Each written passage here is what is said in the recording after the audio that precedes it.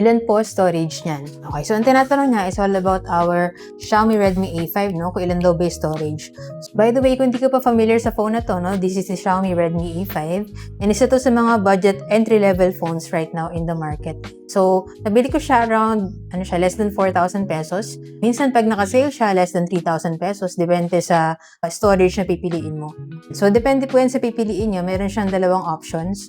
Meron siyang 64GB na version as well as 128GB na version. Ngayon na maganda dito kasi, kahit na mababa yung storage na piliin mo, no? Expandable naman siya via microSD slot. Yan, kasi meron siyang slot for memory card.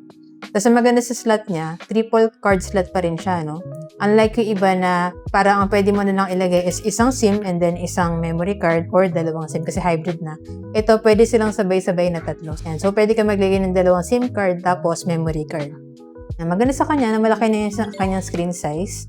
So, okay siya panooran. And aside from that, yung battery niya malaki na rin kasi 5,200 mAh na yung kanyang battery. So, I think perfect to pang backup phone or kung gagamitin siya sa school ng mga kids nyo or for parents, diba? Kasi matagal-tagal siya malulubat. And maganda rin yung design niya, no? Hindi halata na entry-level phone siya. And ang pangako dito ng Xiaomi Redmi is makaka-receive siya ng at least 2 major na Android updates, tapos 4 years of security patches, kaya medyo matagal-tagal mo rin siya magagamit kung bibilin mo siya ngayon. Ayan. Tapos, meron pa rin saksakan dito ng wired earphones kung gumagamit pa rin kayo nung traditional na wired earphones natin, no?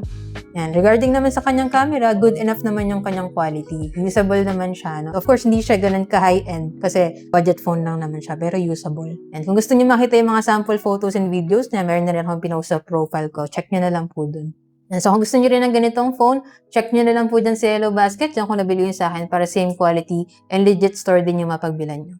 So, yun lang. Sana nakatulong to video. If you have any other questions about the Xiaomi Redmi A5, just let me know in the comments and follow for more tech content.